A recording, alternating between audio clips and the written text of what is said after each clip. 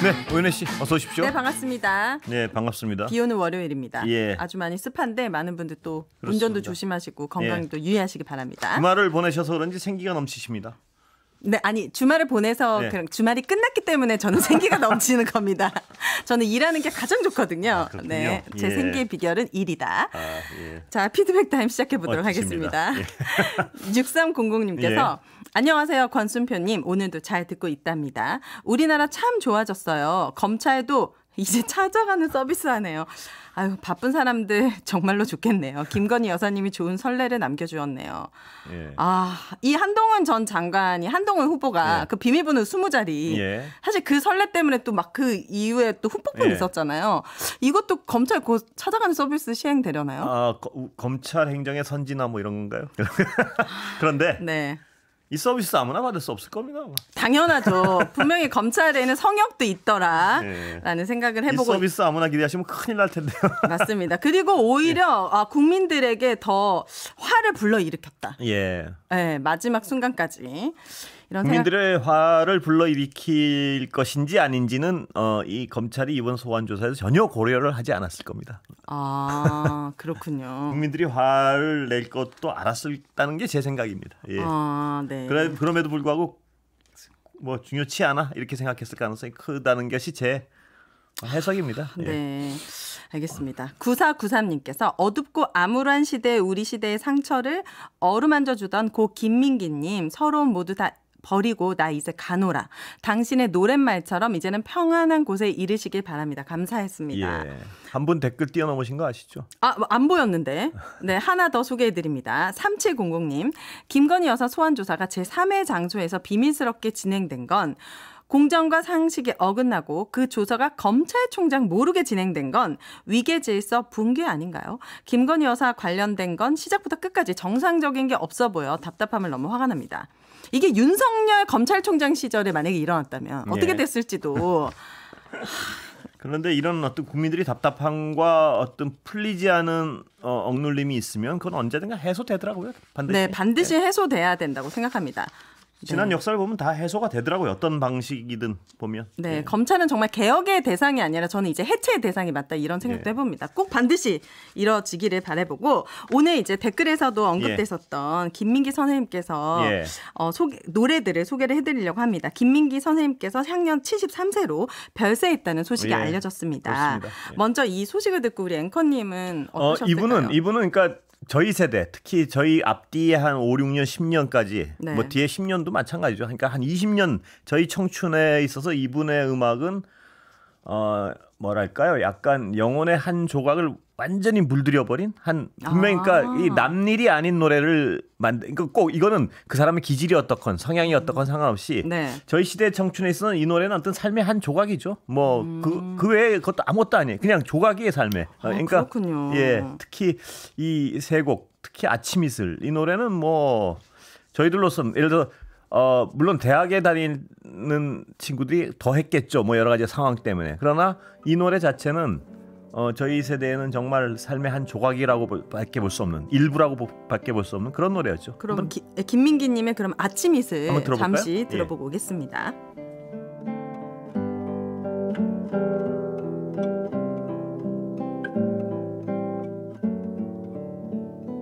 긴 밤시 새우고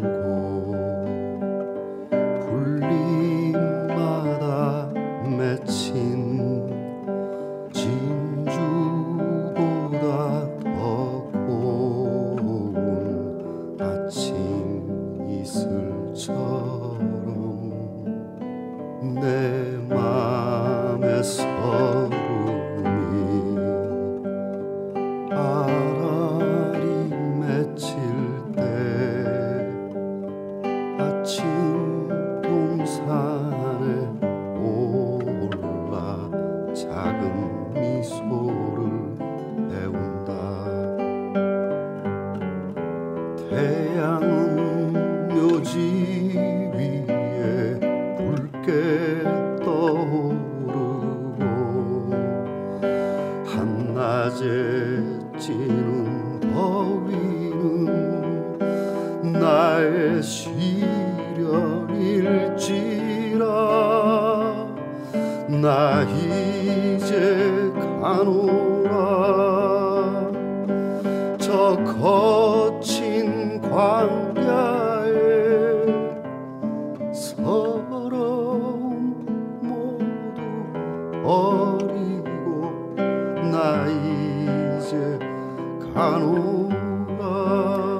이 노래는 아시죠? 네, 저는 이제 가수 양희은 선생님께서 그렇죠. 불렀던 버전이 굉장히 익숙한데. 김민기 선생님 목소리도 굉장히 어떤 울림이 있죠? 그러네요. 완전 다른 느낌이네요. 예. 이게 보니까 양희은 선생님께서 한 음악회에서 김민기 씨가 연주하는 아침 이슬을 듣고 첫눈에 반했는데 예. 김민기 씨가 이걸 찢어버리고 간 악보를 주워다가 곡을 달라고 부탁했고 그때 가수 양희은 씨께서 이거를 데뷔 앨범에 실었군요. 그러니까 양희은 씨의 그 청아하고 해맑고 쫙 뻗어나가는 음성으로 듣는 이 맛이 있고 김민기 선생님의 어떤 그 읊조리듯이 영혼을 툭툭 건드리는 듯한 이 노래가 있는데 저희 때는 제 주변에서는 이분 김민기 선생의 버전을 더 좋아했어요. 물론 뭐 여러 가지 다 나눠져 있었는데 예, 그렇습니다. 그리고 이게 보면 이분이 이걸 작곡하실 때 강북과 어떤 묘역에서 풍경을 보고 작곡하신 거예요. 그러니까 이게 굉장히 어떤 운동권의 노래로 저항의 노래로 알려져 있는데 이분이 원래 작곡하실 때 그런 의도가 1도 없었던 노래라고 해요. 나중에 들어보니까. 그런데 그 당시 어떤 그 답답한 시대에 민중들이 이 노래를 들으면서 울컥했고 그것이 어떤 이 노래의 가슴에 박혔고 그리고 이 노래를 들으면서 움직이니까 독재 정권은 금지곡을 했네요. 금지곡을 하고 탄압했고 그래서 어떤 저항의 시인인지 저항의 노래 가수가 됐지만 이분은 결코 맨 처음에고 그 이후에도 꼭 어떤 목적을 가지고 이걸 작곡하지 않았다는 말씀을 여러 번 하셨어요. 그렇군요. 제가 기억하기에는 지금 댓글에서도 너무 눈물 난다, 너무 아름다운 곡이다 그렇습니다. 이런 글들을 많이 김민기 선생의 어떤 목소리 자체가 불러오는 어떤 영혼을 긁는 듯한 뭐가 있어요. 보면 다음 곡은 이제 제가 잘 모르는 곡이지만 이 곡도 사연이 있는 게 친구라는 곡입니다. 김민기 선생님께서 이제 보이스카우트 대원들과 함께 야영을 갔다가 동료 중 한 분이 익사하는 사고가 있었고 들었습니다. 그 소식을 부모님에게 알리러 가는 서울 그 야간 열차에서 즉석으로 쓴 곡이라고 하는데 친구라는 곡 듣고 오겠습니다. 들어보시죠. 검푸른 바닷가에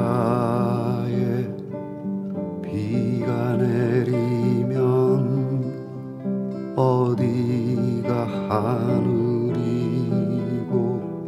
어디가 물이요 그 깊은 바닷속에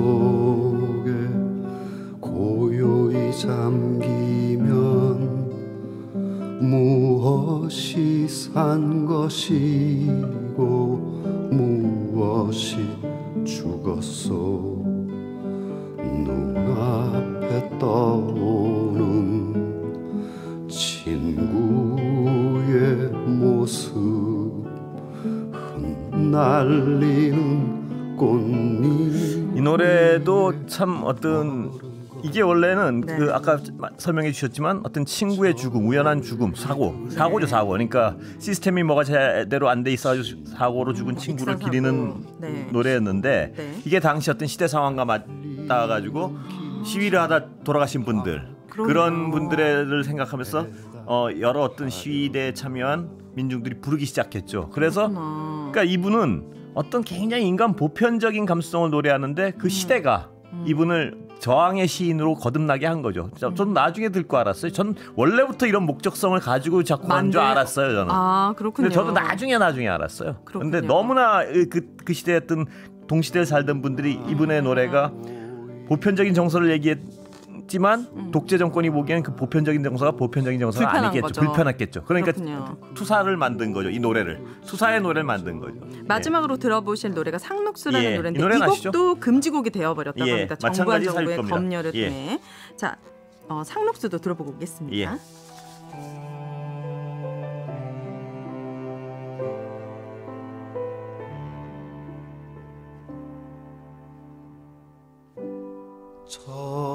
저들의 푸르른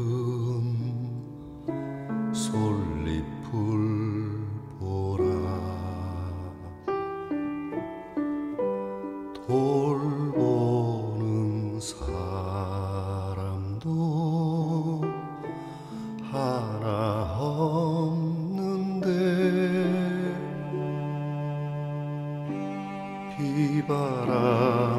맞고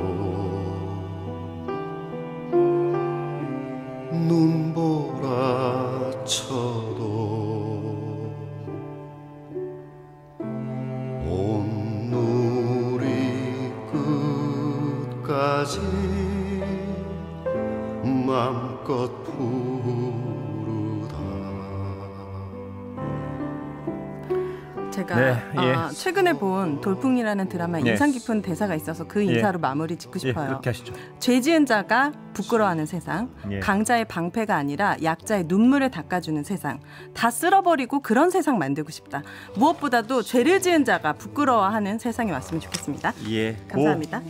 김기 선생의 네, 명복을 빌겠습니다. 네. 삼각 고인의 명복을 빌겠습니다. 빌겠습니다. 오늘 하프타임 여기까지 하도록 하겠습니다.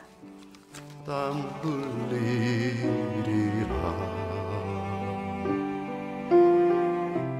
깨우치리라